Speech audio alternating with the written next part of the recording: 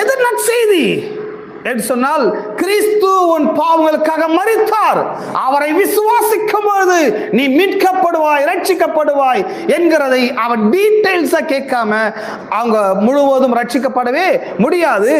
அப்படியே அதே சமயத்தில் நற்செய்தி கூட்டத்தில் உங்களுடைய லைஃப் எக்ஸ்பீரியன்ஸ் மணிக்கணக்கா எக்ஸ்பிளைன் பண்றதுக்கு பதிலா அந்த நற்செய்தி கூட்டத்தில் கிறிஸ்து உங்களுக்காக மரித்தாருங்கிறதை அதை மணிக்கணக்கா என்ன பண்ண வேண்டும்?